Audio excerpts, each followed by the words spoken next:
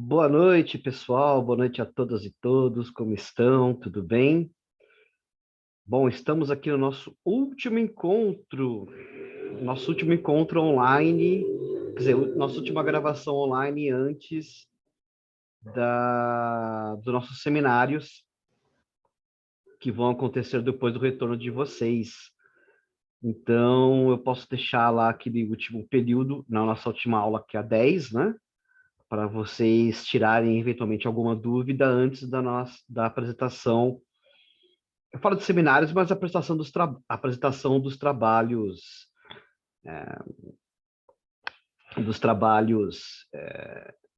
referentes à cultura popular dos meios de comunicação. Então, esse aqui é o nosso último encontro e eu resolvi fazer um apanhadão, né, um resumão aí, uma coisa meio assim, véspera de vestibular, né? Sobre tudo que nós falamos nesse... Opa, deu uma travada aqui.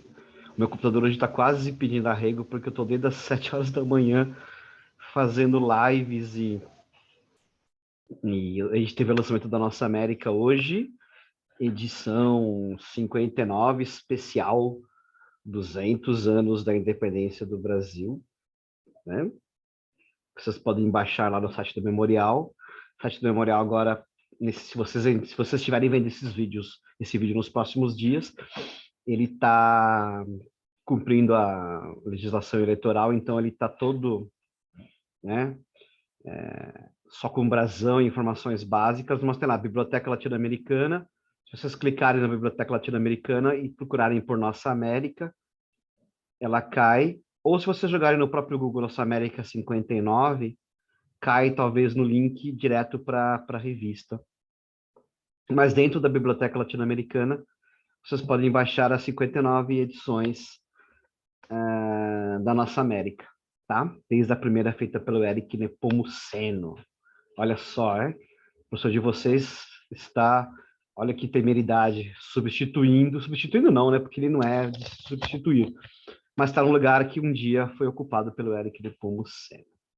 Mas vamos lá, então, como eu falei, a gente está fazendo um catadão, eu fiz um resumão de tudo que nós vimos sobre o curso, né? Então, a gente começou lá atrás com a definição do que é a América Latina, e essa definição do que é a América Latina, ela se encaixa dentro dos novos estudos, que nós estamos chamando de estudos decoloniais, né? Por quê? Hoje são considerados os estudos... É engraçado porque, assim, eu ia falar os estudos mais modernos, mas essa não é a melhor palavra, porque os próprios teóricos do decolonialismo, eles não gostam, eles criticam essa questão da modernidade, mas então, assim, eles são os estudos mais atualizados, né, sobre a América Latina. Por quê? Porque eles consideram, e também assim, quando eu falo que são os estudos mais atualizados, não significa que eles são os definitivos.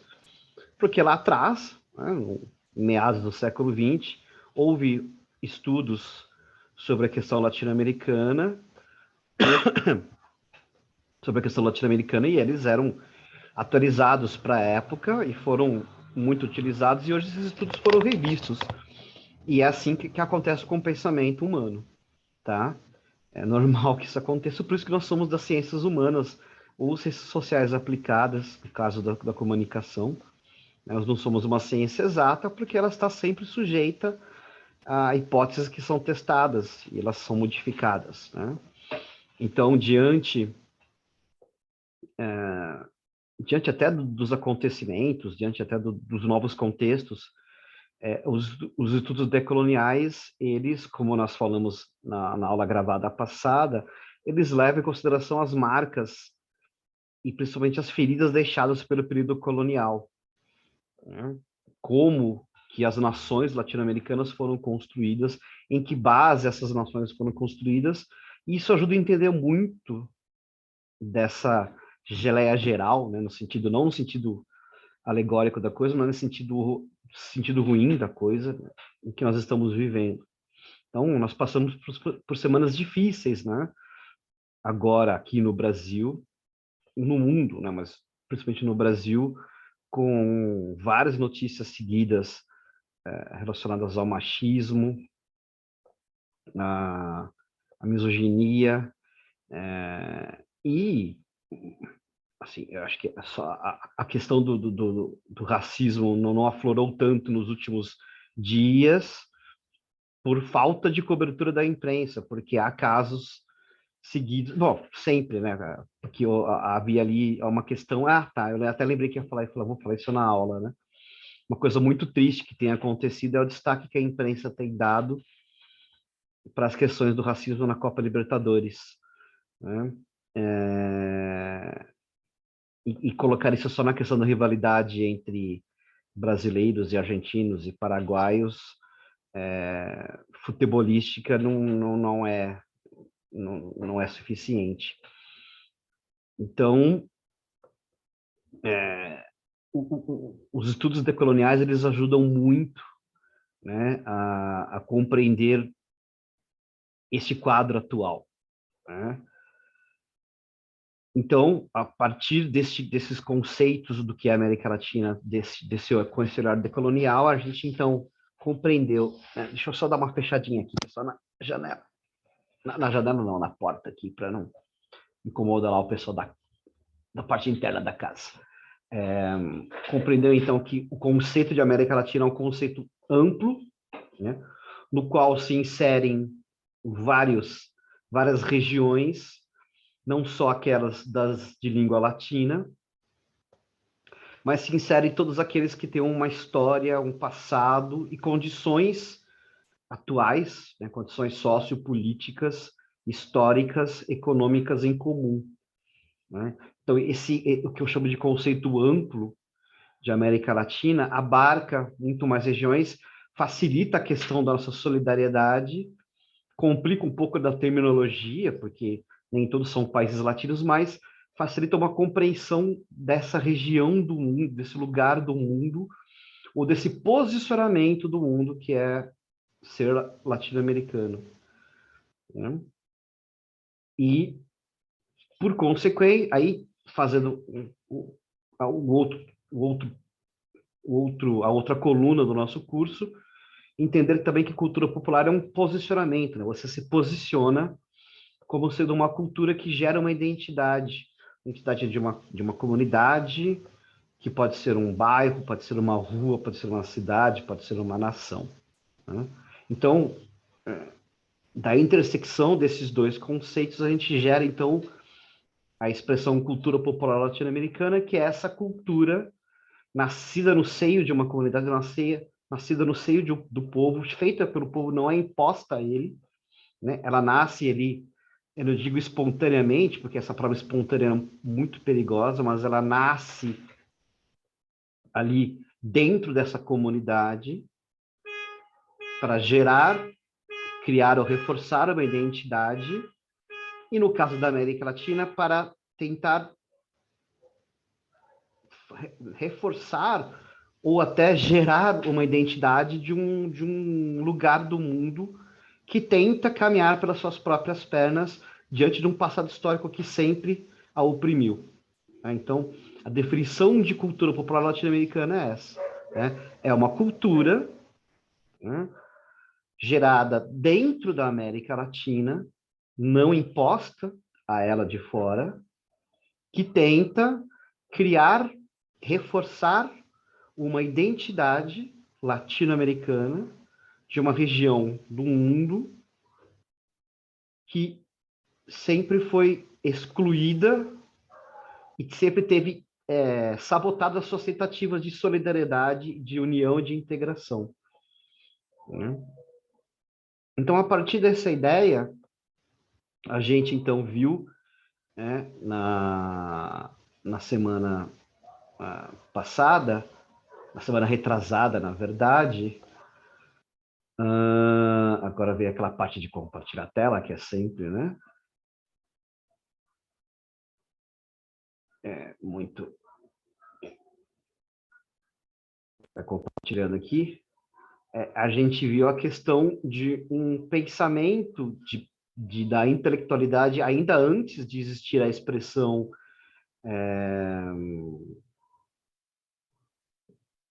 dos estudos decoloniais, né? Ah, de um pensamento, de uma parte da intelectualidade, a gente tem que começar a produzir ou a nos referenciar para produzir a nossa arte, a nossa cultura em nós mesmos e não no que vem de fora, né? E eu sempre alerto a vocês da, da necessidade de não sermos xenofóbicos, né? Quando a gente fala isso, não é que a gente está negando, ixi, coloquei aqui a gente está negando tudo que vem de fora como sendo necessariamente ruim, não. Mesmo porque nós tivemos em vários momentos da história, da nossa história, em, em alguns momentos foi até chamado de um movimento antropofágico, né? Em que a gente consumiu, né? Ou a gente pegou o que vinha de fora para transformar em algo nosso, né? Mas a questão da lá que começou lá com a Escola do Sul e outros é você não ter como única referência de cultura aquilo que vem de fora, né? Como única régua para medir a qualidade da produção cultural, o que vem de fora. Então, eu batizei essa aula, né, do o que fazer, né? Porque assim, ok, né? Então as condições, a gente tem esse dado, né, essa condição posta de, ok, né? Nós sabemos o que nós somos, nós sabemos que cultura é essa que a gente está estudando, mas e aí, né? Que pistas que nós temos, assim, que estrada que nós vamos percorrer, né? Esse é o título, eu já falei isso para vocês, esse é o título de um livro do Lenin, né? O que fazer. Na verdade, ele é uma espécie chamar de manual é diminuir muito a dimensão da obra, né? Mas era uma espécie, mas vai para compreender, né? É uma espécie de manual para as classes operárias russas de como conduzir para as classes operárias e também para os dirigentes políticos, né? De como conduzir a revolução russa. E virou um clássico justamente pelo sucesso da revolução russa lá de 17. É...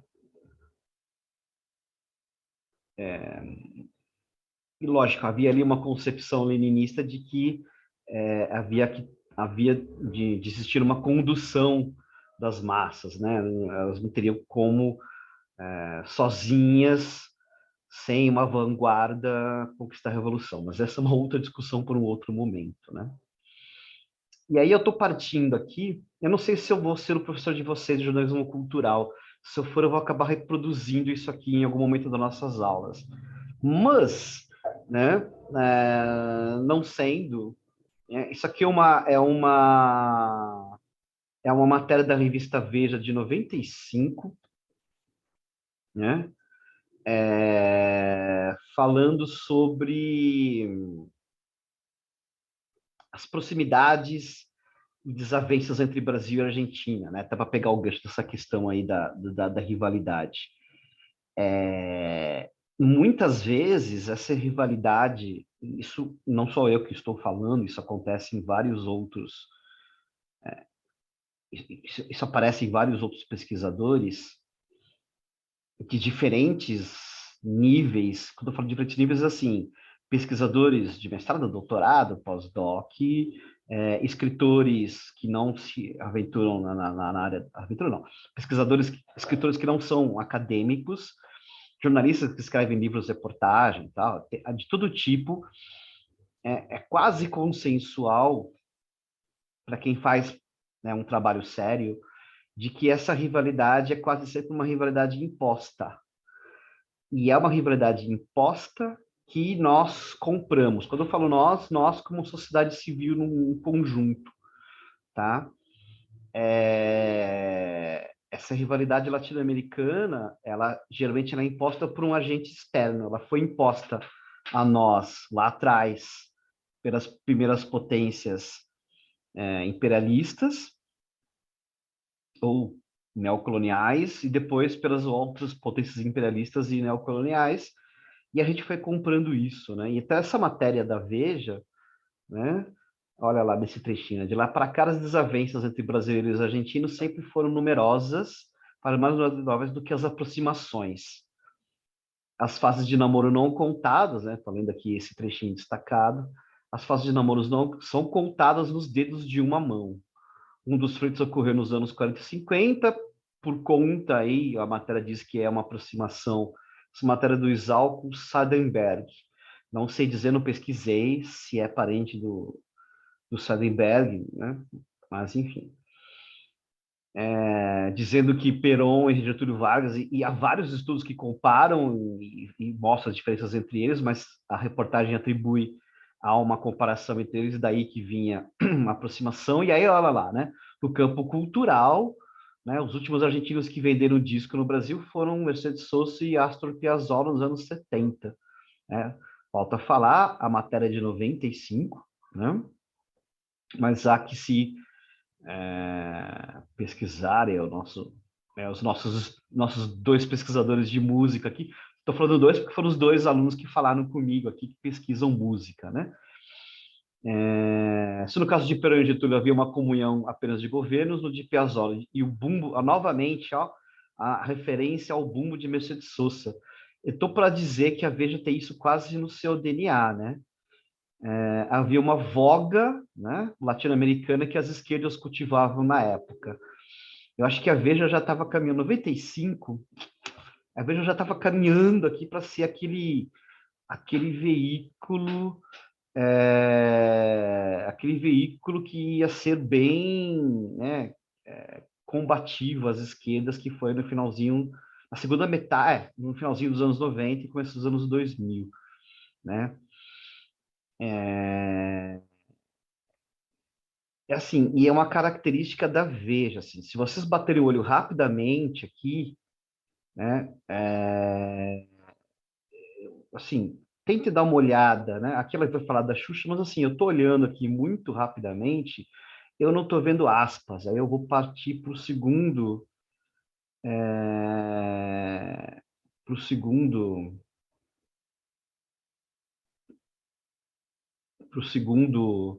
para a segunda página, né, a aspa, pelo que eu estou vendo, aparece só aqui no final, né, que seria o especialista. Então, assim, são uma série de colocações assim que o repórter aqui, né, por mais especialista que ele seja, é,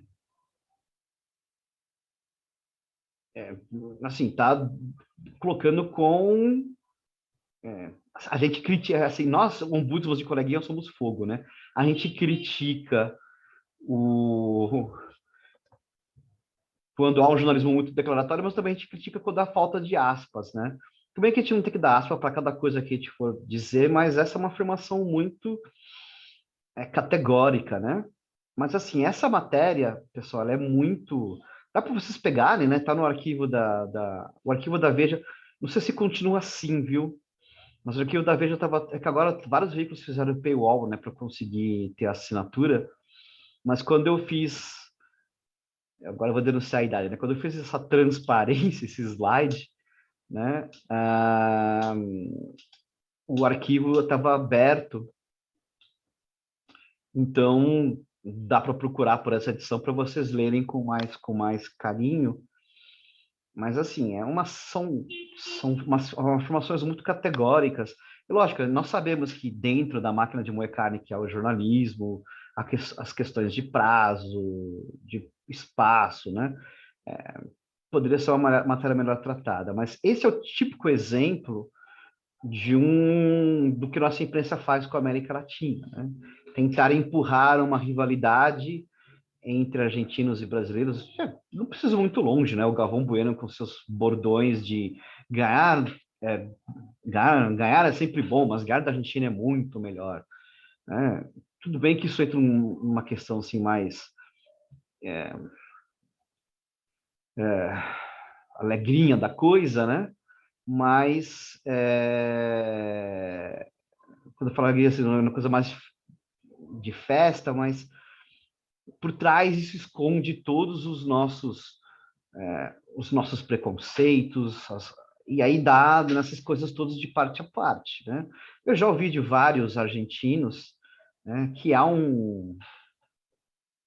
uma valorização muito grande da nossa cultura e vice-versa, né? O problema é que a gente não conhece muito a cultura argentina, né? A gente não tem uma cultura livresca aqui muito grande, a gente não tem uma cultura de conhecer a sonoridade dos nossos vizinhos, tá? Que nós discutimos em outros carnavais, né? Mas esse é o típico exemplo de uma reportagem que mostra como a gente ainda tem esse olhar sul. O olhar sul-sul ele é muito criticado, né? A gente poderia fazer aqui um curso só sobre como o nosso olhar sul-sul é atrapalhado, né? É atrapalhado por, pelos que olham de fora, é atrapalhado por nós mesmos e nós mesmos nos atrapalhamos com nossos olhares sul-sul, né? E aí, né, retomamos o nosso Torres Garcia quando ele propõe, né, para dizer que o nosso norte é o sul. Quando a mensagem que ele deixa aqui, que é a mensagem que acabou ficando, é assim, né? A gente tem que parar um pouco com a nossa referência exclusivamente de qualidade como sendo o norte, né? O norte geográfico, o norte cultural, o norte econômico, né? Uma das principais críticas feitas ao governo Lula na questão do BNDES é que ele procurava muito, né? Aí depois trocaram por ditaduras, mas procurava muito a parceria com regiões do mundo em desenvolvimento, quando ele devia procurar parcerias econômicas com os países em desenvolvimento, né? A grande questão é que justamente você procura parceria com seus iguais, né? Não com quem vai te colocar. E aqui, novamente, pessoal, pelo amor de Deus, não entenda isso como proselitismo, mas é o princípio, né, dessas questões todas, né? É, então, resumindo aí, né, os nossos, os nossos pilares, né? Então, né, falamos então de uma América Latina marcada pela colonização, né? Todas elas marcadas profundamente, não interessa a sua riqueza, a sua prosperidade, todas elas foram marcadas pela colonização. Dois, né? A adoção desse modelo primário exportador baseada na escravidão, né? Produziu estruturas violentas, racistas, machistas, em que se misturaram em desigualdades sociais, econômicas, políticas e étnicas e de acesso ao Estado, né? Isso é muito, muito evidente, né? O acesso ao Estado, então, é um suco de América Latina, né? Que segregaram e segregam indígenas, negros, mulheres e pobres, né? Vivas até hoje. Então, isso não é uma coisa que ficou no passado, né? E isso, pessoal, é a principal marca dos estudos decoloniais. É dizer que todas essas questões, elas não ficaram no passado, elas não terminaram nem com os processos de independência, nem com a proclamação da República, nem com as ditaduras, nem com nada, né? Essas estruturas continuam. Esses impérios coloniais e os impérios neocoloniais, né, criaram várias formas de preconceitos. E aí, aqui para falar da nossa seara, inclusive o cultural, né? Esse preconceito cultural não valoriza a nossa produção cultural e intelectual latino-americana. Quando eu falo não valoriza, pessoal, assim, né? Lógico que há exceções em tudo isso, né? Novamente, nas ciências sociais, isso já me falaram várias vezes, né, nas minhas apresentações, porque eu sou muito eloquente, né? O mundo, ele é muito gris, né? Ele é muito cinza, no sentido de que não há só pretos e brancos, né? As cores não, as tintas não são só pretas e brancas no papel, né? Há vários tons de cinza. Evidentemente que há fissuras nessas coisas todas, mas no geral, né, nossa indústria cultural tende a não valorizar a produção cultural das nossas matrizes, né? Por falhas, inclusive, nossa. Eu admito aqui a minha falha, né, como pesquisador, em conhecer, por exemplo, a matriz africana, né? E eu preciso buscar, eu estou tentando buscar mais conhecimento sobre, né? Estou pensando seriamente em me matricular num curso aqui para conhecer melhor a minha matriz africana, porque eu fui privado disso na minha formação, né? Eu tenho de correr atrás, né? Porque a minha formação não me deu e eu preciso correr atrás. E infelizmente, né, já falamos disso várias vezes aqui, né, essa lei, né, que é muito positiva que ela exista, mas é uma lei que ela é aplicada muito, né, ela é aplicada muito ao Deus dará. Né? Então, esse preconceito cultural, né, falando não só das nossas matrizes indígena e africana, mas principalmente da questão latino-americana, ele é ainda maior, né? Essa coisa de olhar a produção latino-americana como sendo uma coisa assim de cucarachas, né? E aí a resposta, né, a esses três pilares são os estudos decoloniais, né? Uma teoria que postura projetos, né, de decolonização do conhecimento acima de tudo. Ou seja, a gente precisa não só estudar essas coisas, esses fatores todos, esses conhecimentos todos, mas principalmente dar voz, né? Como a mim bem lembrou na semana passada, né? A gente não pode reproduzir em sala de aula, porque a semana inteira pensando nisso, viu, Mi? A gente não pode reproduzir em sala de aula o que a gente já vê em outras searas, né? A gente tem que se penitenciar muito nisso também. A gente não pode reproduzir e aí admitir nossas falhas, os nossos problemas, né?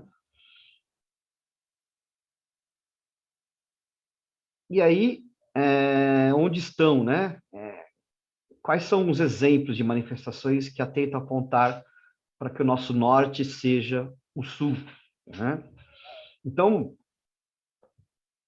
assim, novamente, pessoal, assim, é quase inesgotável tudo que a gente pode falar do que está acontecendo. Hoje ou ontem,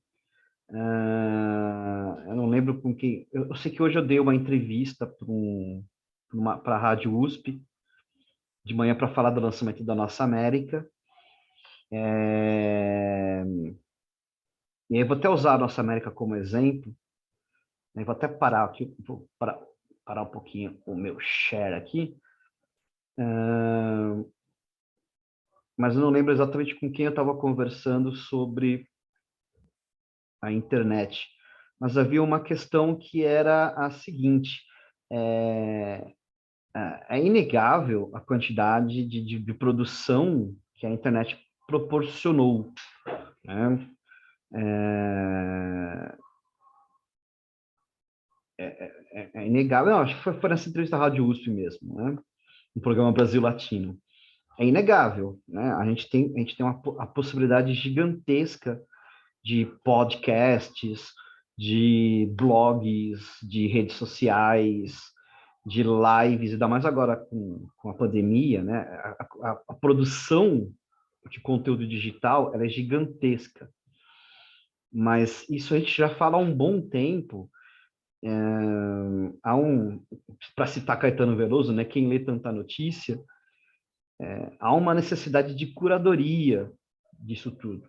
Quando eu falo curadoria, não no sentido de controlar isso tudo, de mastigar, né? Mas diante de tantas coisas que são produzidas, de tanto conteúdo que é produzido, seria muito bacana que nós tivéssemos lugares ou fontes que pudessem fazer uma curadoria deste conteúdo, né? Então, assim, podcasts que tratam da questão étnica, podcasts que tratam da questão sobre o feminino, né? Podcasts que tratam da questão do feminino sobre este ponto de vista, né? Como havia, né, aquelas tais listas assim de discussão. Por quê? Porque a quantidade é gigantesca e assim a nossa capacidade sensorial ela é, não consegue absorver tanta coisa, né? A gente lá no Memorial já chegou à conclusão de que o modelo de lives é um modelo que já está se esgotando, né? Nossas primeiras lives tinham até um público bacana, mas agora a gente percebe que além de serem as mesmas pessoas, a gente já está chegando quase num teto aí de audiência, apesar do público do Memorial ser muito, muito amplo, assim, ele não tem o público do Memorial ele é bem geral, assim, não é só de professor ou só de aluno, então ele é bem, bem diversificado. Porque há um esgotamento desse formato aqui, né? Das pessoas ficarem em frente aos computadores vendo uma outra pessoa, várias outras pessoas falando. E aí é Zoom, é Teams, é Google Meet, tal. Já passou a fase do letramento de como operar, né? E agora né, a gente precisa talvez repensar um pouquinho mais novamente, né? Além desse esgotamento do formato, há um excesso de conteúdo. Então, é bacana que haja essa democratização, algo que nós sempre sonhamos, né? Quem estuda comunicação popular sabe disso, né? A gente até, então, não sei se eu serei eu o professor de vocês, acredito que não, eu não costumo repetir professores de jornalismo cultural, mas esse é um dos temas de jornalismo cultural, né? Esse excesso de informação e como tratá-lo. Então, se por um lado é muito bacana que democratizou, por outro, precisa de uma curadoria. E assim, aí falando né, dessas questões de dar espaço, né, o que a gente pensou lá? Então, eu estou dando exemplo da nossa América, não porque seja o melhor, longe disso, a gente erra muito ainda, mesmo porque, assim como toda publicação, a gente está sujeito a todos os filtros, né? Mas o que a gente pensou aqui? Então, né, primeiro que o meu recorte é para os autores, né? Sempre procuro colocar autores, primeiro que sejam mulheres, e negras e indígenas. E depois, na ausência né, desse recorte, e que tenham publicação, evidentemente, né, que tenham titulação e publicação na área que eu estou buscando. Na ausência, né, aí eu vou, tá, então pode ser homens, pode ser, e aí vai indo, né? Então, por exemplo, aqui, né, essa ilustração, ela foi feita por um rapaz que eu achei em Alagoinha, na Paraíba, né? Achei para a rede social. Então, assim, a rede social ela é bacana por isso. Ele devia ter falado isso na entrevista, né? Que é um lado bom da rede social. É... Então, assim, bacana de eu ter achado o ilustrador que sai do eixo Rio-São Paulo, né? Rio-Minas-São Paulo, aqui, para ficar até no nosso... É que temos nosso amigo ali do Rio Grande do Sul, mas, assim, né? É bacana de sair desse eixo Rio-São Paulo, assim. Novamente, não por nenhuma fobia ao eixo Sudeste, né? Mas porque é legal a gente procurar outros saberes, né? E aí, para falar dos textos, então, eu procurei um sambista para falar sobre samba, né? E para falar dos indígenas, procurei os próprios indígenas. E aí há dificuldades várias, né? Então, aqui, ah, sobre como os indígenas pensam a questão, evidentemente, né? Para falar sobre as mulheres, mulheres, né? E aí, então, aqui, por exemplo, a gente tem aqui a professora que falou sobre a Maria Quitéria. A Maria Quitéria, ela é uma pomba gira, é o nome de uma pomba gira, nome de pomba gira em alguns terreiros de candomblé. Então, a gente deu uma foto de uma pomba gira de um ilê aqui de São Paulo, né? E foi toda uma negociação para conseguir fotografar a pomba gira, a Maria Quitéria. Essa é uma Maria Quitéria, né? Se denomina Maria Quitéria. é muito legal, porque, né, então, e a Maria Quitéria, e aí na matéria está explicando, né, essa questão da Maria Quitéria dar nome às pombagiras e o que são as pombagiras, tal, né? Elas são entidades muito poderosas e que foram discriminadas, né? Nesse processo colonialista, né, então, deixa eu até pegar ó, claro, em vários terreiros das religiões de matrizes afro-brasileiras, pelo Brasil, Maria Quitéria é nome de muitas pombagiras, entidades respeitadas e poderosas, perversamente identificadas como putas, né? Elas assustam os desavisados e ignorantes em sua ciência, porque são donas de si, cientes de seus saberes, de seus corpos e de seus caminhos. Dançando, cantando, bebendo e rindo, muitas Marias Quitérias vencem guerras e anulam descaminhos. E respeito a essas histórias, a vala comum deve ser revelada. Então, todas elas vão girar e se encantar, né? Lógico, a gente poderia tratar muito melhor da questão, mas era um texto sobre as mulheres que foram apagadas nas lutas pela independência. Tem a Joana Angélica aqui e tal, né? E aqui na parte dos... Aqui, então, aqui é o texto sobre as digitais negras do samba, né? Então, aqui está a ilustração do rapaz, do Felipe Trajano lá, de Alagoinha, né? Se vocês precisarem de um ilustrador, eu vou indicá-lo, né? Aqui na parte dos indígenas, então, o que a gente pediu? Para cada... a gente tinha contatos com algumas tribos, bom, por N formas, né?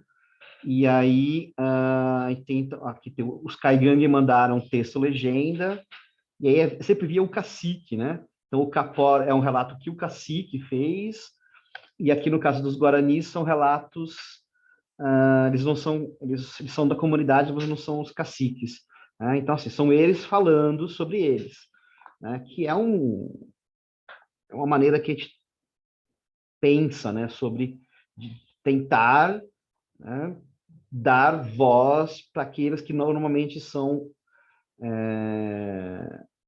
invisíveis, né? E esse texto ele procura falar sobre invisibilidade dos saberes negros, que é de uma pesquisadora que eu recomendo muito que vocês procurem a dissertação dela, se vocês quiserem eu mando, chama Sara Ramos da UNILA, da Universidade de Integração Latino-Americana. É um texto baseado em Franz Fanon, outra ilustração do Felipe, né? Na verdade, ela está falando sobre as escritoras negras que foram esquecidas ao longo da história, né? Ela está falando de Estela do Patrocínio, de Carolina de Jesus, de Maria Firmina. Maria Firmina dos Reis, tá? Aqui tem a Maria Filipa e a Maria Firmina na revista, né? Então, assim, veja, muita coisa para a gente falar, né? Então, o que eu então separei aqui para vocês, e aí na nossa aula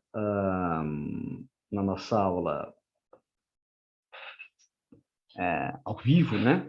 Eu prometi que ia fazer isso na aula passada, né? Então a gente retoma daqui, né? Então, que manifestações culturais são essas que tentam apontar aqui para o nosso norte ao sul, que nosso norte ao sul?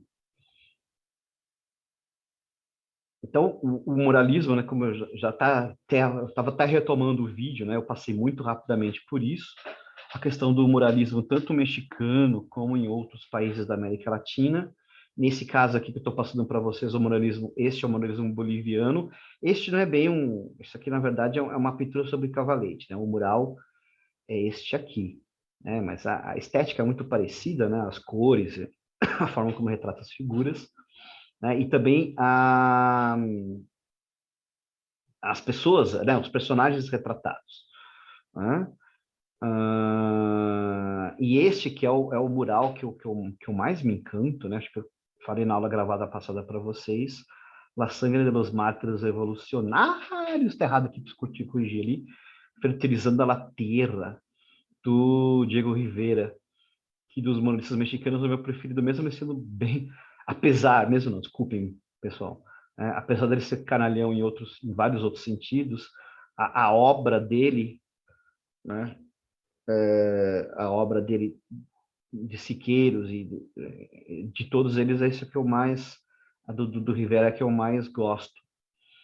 E de todas assim, os outros murais monumentais são lindos, né? São fantásticos. Mas esse é o meu preferido, assim, este é o meu quadro preferido. Eu faria um azulejo deste quadro, apesar de ser um mural, né? Que é um indígena e o Emiliano Zapata, né? Abastecendo nosso principal alimento, né? É quase um alimento latino-americano por excelência, que é o milho. O milho está presente em várias culturas populares. Ele presente na alimentação, na culinária, na bebida de vários lugares. Há muita, né? O milho e a mandioca, né? Eu acho que a manioca, a yuca, né? Acho que o milho e a mandioca são os alimentos latino-americanos quase por excelência, né? Então é muito triste, por exemplo, que o milho tenha se transformado num alimento transgênico, né? E a semente do milho hoje seja tratada dessa forma.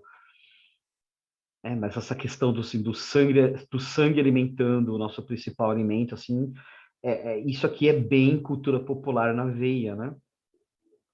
Apesar de ser um artista consagrado, então você veja que a questão da cultura popular ela não tem relação necessariamente com ser consagrado ou não ser consagrado, né? Não tem a ver com fazer artesania ou artesanato ou não, né? Tem muita gente que confunde cultura popular com artesanato.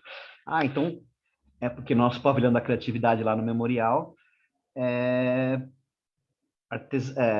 então você só recebe a artesanato? Não, a gente recebe a cultura popular, que é a cultura feita pelo povo, né? Que não é imposta, com o objetivo de gerar uma identidade, né? E aqui, né, havia um objetivo político também, né? O muralismo, tanto o mexicano quanto o boliviano, eles tinham como está colocado aqui, ele tinha um sentimento de identidade, né? De relação com a construção de uma identidade nacional e de valorização da cultura indígena, né? Da cultura dos povos originários. Então, tem tudo a ver com a cultura popular, né? Indo para a literatura, por que eu separei Ser de Solidão e Ser de Solidão como um exemplo do boom latino-americano, né? O boom latino-americano, ele não é uma escola, pessoal. Novamente, eu não sou um especialista em literatura, nós temos aqui os nossos colegas que são especialistas em literatura, né? Ele não é uma escola como o romantismo, tal, não sei o quê. Alguns gostam de dizer que ele é uma escola. Ele é um fenômeno literário, ele é quase um fenômeno mercadológico, né? Mas, ao mesmo tempo, ele é um fenômeno político-social, né? Por quê? Porque os escritores que pertenceram ao realismo mágico, quase todos eles, ou realismo fantástico, né? A literatura fantástica, eles comungavam, né, desse sentimento de retratar a América Latina, de contar sobre, sobre o que era, né? O que era o continente, o que estava acontecendo naquele período de tempo em seus respectivos países ou nas suas regiões, né? Sem usar a, a, a descrição jornalística, né? E aí, o maior exemplo, né, ou um dos principais exemplos, mas não significa que ele seja, né, o, o pai, né, do boom latino-americano, ou o pai do realismo mágico, é o Gabriel Garcia Marques, né, e cuja principal obra é 100 Anos de Solidão, né, que eu falo que é o livro da minha vida. Eu sou um antes e outro depois de 100 Anos de Solidão. Né? 100 Anos de Solidão é uma obra que tem N interpretações, várias interpretações. Ela tem interpretações mais psicológicas, interpretações mais estruturalistas assim, da literatura, né? Os capítulos de 1 a 10, de 11 a 20, se espelham, etc. e tal. A questão dos R's e dos M's, tal, dos AMRs, tem toda uma, né? Dos ARE, assim, o livro da Josefina Ludmer, né, sobre 100 anos de solidão, uma interpretação, é uma obra que eu indico que vocês leiam, se vocês querem conhecer 100 anos de solidão, né? Mas indico muito que vocês leiam 100 anos de solidão com essa interpretação, eu não diria marxista, mas é uma interpretação latino-americana, né? Porque Macondo é uma cidade que não existe numa época temporal, você não consegue colocar os 100 anos numa linha do tempo, porque é difícil, né? Ela conta a história latino-americana, mas é impossível ela ser colocada ali em 100 anos redondos, assim, e sem pular etapas. Né? E essa repetição dos nomes e das coisas que acontecem, né? São vários Aurelianos, vários José Arcádios, várias Amarantas, várias Rebecas, várias Úrsulas, e as próprias coisas que elas fazem, né? A Amaranta que vai costurando a mortalha de dia para descosturar de noite, Coralhão Buendia que faz peixinhos de ouro, vende os peixinhos de ouro e com a moeda ele derrete, faz novos peixinhos de ouro, os pergaminhos de Melquides que nunca são decifrados, e outras várias coisas que vão se repetindo em ciclos, né, se referem a esses ciclos pelos quais passa a América Latina, né? E são ciclos que parecem que não... É... E os ciclos também vão se repetindo, né? Parece que agora está voltando de novo a essa época da areia traída. Né? Então, é um livro... todo mundo que já leu Cem Anos de Solidão, eu recomendo que releia com esse olhar latino-americano, né? De tentar entender. Às vezes parece que você está forçando a barra, né? Falar, professor, você está querendo ver coisas onde não. Mas e o próprio Gabriel Garcia Marques, né? Ele, ele vai, vou mostrar daqui a pouco, né? Ele fala que é quase é um libero, né, sobre a América Latina. E essa questão do realismo fantástico, porque os fatos eles são muito incríveis, né? Quando o José Arcádio II volta para Macondo e ninguém acredita nele, né? Que houve a greve dos trabalhadores, que eles foram todos massacrados, que foram colocados num trem, que era o trem da Companhia Bananeira, que eles foram todos jogados no mar, e aí quando ele está na véspera de morrer, ele fala, né? Lembra que sempre de que eram mais de 3 mil que os jogaram ao mar. Então, assim, 3 mil trabalhadores foi a morte, foi o número de mortos de Santa Maria de Iquique, como eu falei para vocês, né? Mas essa imagem de 3 mil trabalhadores num trem que caiu um dilúvio, né? Choveu durante 4 anos, 11 meses e 2 dias, que caiu um dilúvio que ninguém mais vai se lembrar desses trabalhadores todos, né? E que Macondo foi varrida por essa tempestade cataclísmica, e que depois teve um vento abrasador tal que levantou poeira, para que todo mundo esqueça dessa história. Ela é muito fantástica, né? Mas lembra muito o que nós fazemos para voltar à questão dos apagamentos, né? Os apagamentos e silenciamentos que nós fazemos na nossa história, né? Então, ele é um livro, sim, que é um espelho do que nós fizemos e continuamos fazendo na nossa América Latina, né? E ele fala isso, né? Essa interpretação vem do próprio livro, né? E aí uma citação, né, do espanhol, né? Era como se Deus hubiera resuelto poner a prueba toda a capacidade de assombro e mantuviera los habitantes de Macondo en permanente vaivén entre el alborozo y el desencanto, la duda y la revelación hasta el extremo de que ya nadie podía saber a ciencia cierta donde estavam os limites da realidade.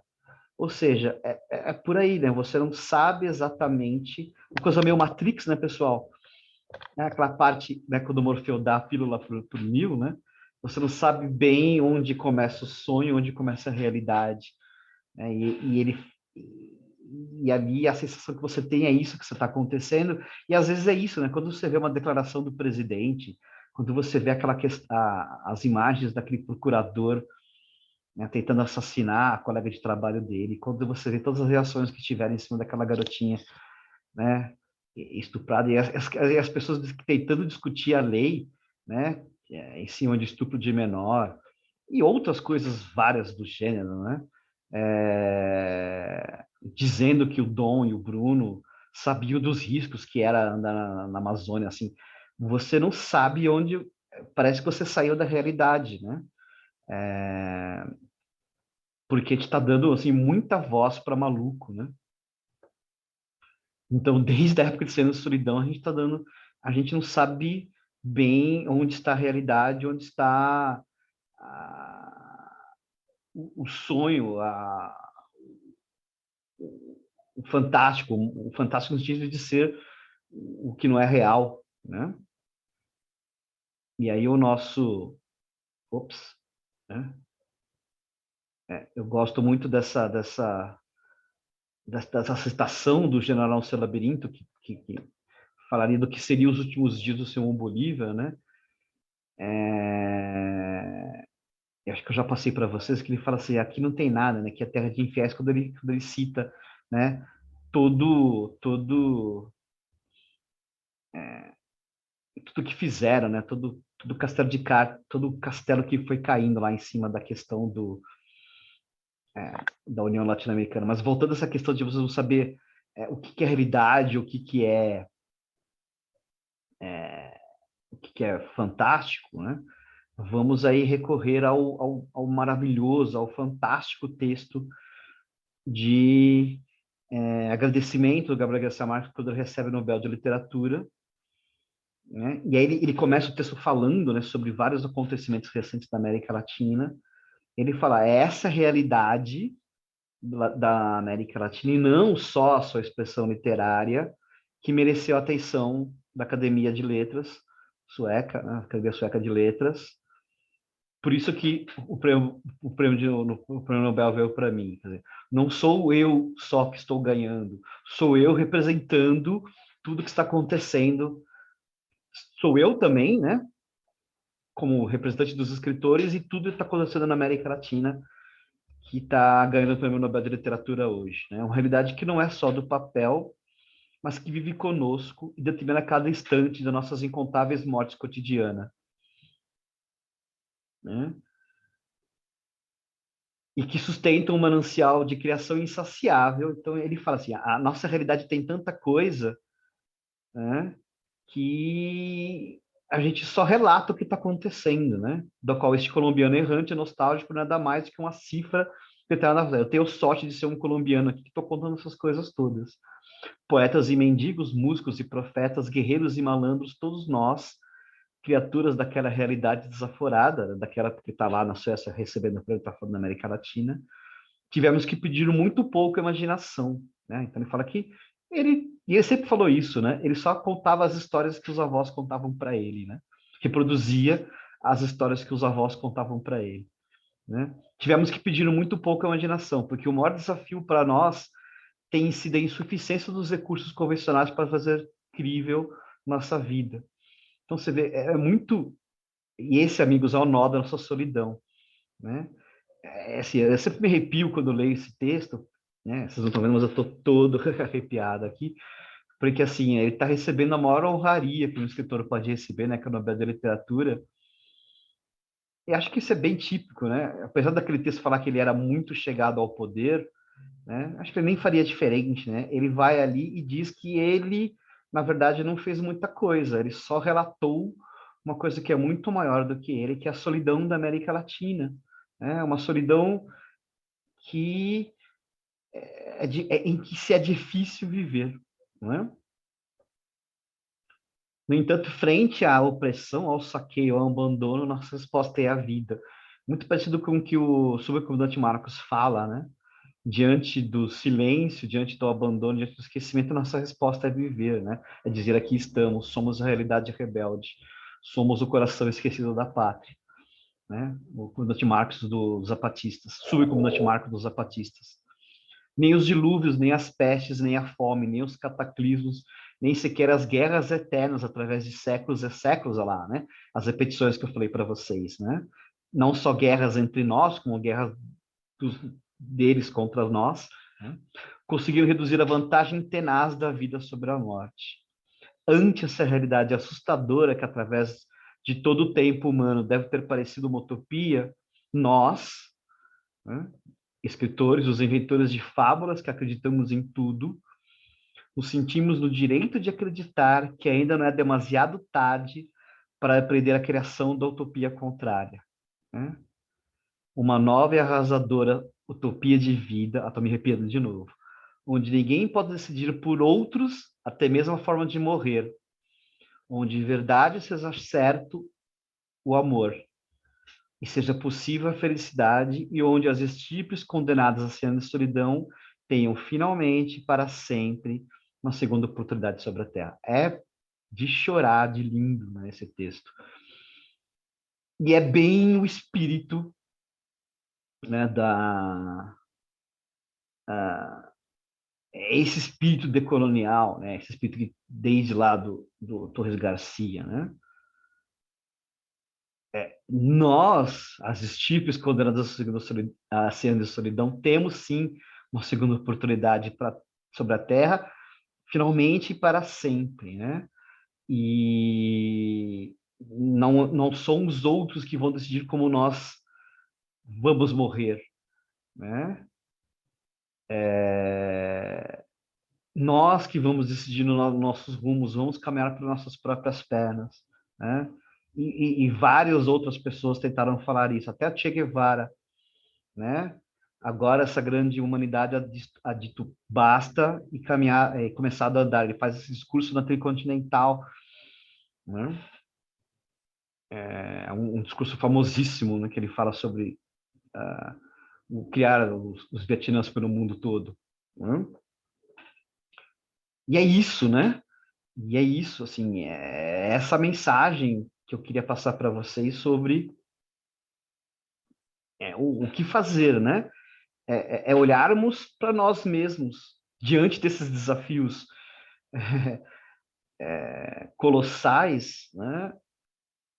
Nem eles conseguem reduzir a tenaz vantagem da vida sobre a morte, né? É resistir e é sobreviver, né? É seguir lutando, é seguir caminhando, né? Assim como eles fizeram, assim como outros antes de nós fizeram, assim como outros continuarão fazendo, né? E o que eu quero deixar para o nosso encontro presencial, eu vou dar outros exemplos do nosso encontro, vou falar aqui do Pablo Neruda, né? E do Benedetti, eu acho que, né? Eu vou. E acho que este poema do Benedetti, Porque Cantamos, ele fala muito disso, né? Esse poema do Benedetti, ele casa com esse texto do Gabriel Garcia Marques, né? A nossa resposta é continuar lutando. Vocês querem que eu leia em espanhol ou português? Vamos ler em português, né? Outro dia vocês disseram que não falam em espanhol, né? Se cada hora vem com a sua morte, se o tempo é um covil de ladrões, os ares já não são bons ares e a vida é nada mais que um alvo móvel, você perguntará por que cantamos. Se nossos bravos ficam sem abraço e a pátria está morrendo de tristeza e o coração do homem se fez cacos, antes mesmo de explodir a vergonha, você perguntará por que cantamos. Se lá ficará as árvores e céu, se cada noite é sempre alguma ausência e cada despertar um desencontro, você perguntará por que cantamos. Tem tudo a ver, né, com o período que a gente passou agora, né? Cantamos porque o rio está soando, e quando sou o rio, sou o rio. Cantamos porque o cruel não tem nome, embora tenha o nome seu destino. Cantamos pela infância e porque tudo, e porque algum futuro e porque o povo. Cantamos porque os sobreviventes e nossos mortos querem que cantemos. Cantamos porque o grito só não basta, e já não basta o pranto nem a raiva. Cantamos porque cremos nessa gente e porque venceremos a derrota. Cantamos porque o sol nos reconhece e porque o campo cheira a primavera. E porque nesse talo e lá no fruto, cada pergunta tem a sua resposta. Cantamos porque chove sobre o sulco e somos militantes desta vida. E porque não podemos nem queremos deixar que a canção se torne cinzas. Fantástico, né? Mário Benedetti, escritor uruguaio. Esse texto é um dos textos mais inspiradores que eu já li na minha vida. Tá? Tem tudo a ver com o período que a gente passou, né? Ele é uma inspiração. E então, né? Inspirados em Gabriel Garcia Marques, inspirados em Mário Benedetti, né? Cantamos porque nossos mortos querem que cantemos e porque não podemos nem queremos deixar que a canção se torne cinzas. Eu vou passar aqui uns poemas dele. Eu deveria ter deixado esse poema por último, né? Porque ele é o... eu quero falar aqui... Ops, passei. Eu quero falar aqui, de quem, né, hoje está levando à frente essa questão do resistir, do seguir cantando, que é a cultura urbana aí das periferias, né? Eu acredito que os seminários que as apresentações que vocês vão fazer vão falar muito melhor disso do que eu. Como eu falei, eu tenho muitas falhas aqui no meu currículo, né? Como branco privilegiado que sou, procuro, né, estudar o máximo que eu posso, né? Mas tem alguns limites aqui no meu, mas eu tô, né, com minha penitência, tem algumas penitências, uma delas é ler o post dos bolsominions para me penitenciar dos meus pecados, como eu falei na nossa aula presencial. Outra dela é,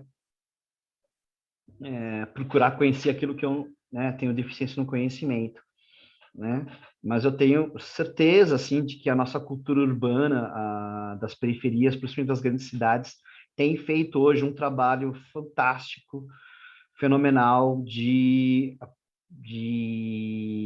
levar em diante essa questão de não deixar que nossa canção se torne, de ser resposta sobre a morte, né? Porque o genocídio da população negra nas periferias, o genocídio da população jovem negra e o preconceito que há com a cultura periférica é gigantesco e a resposta é a vida, né?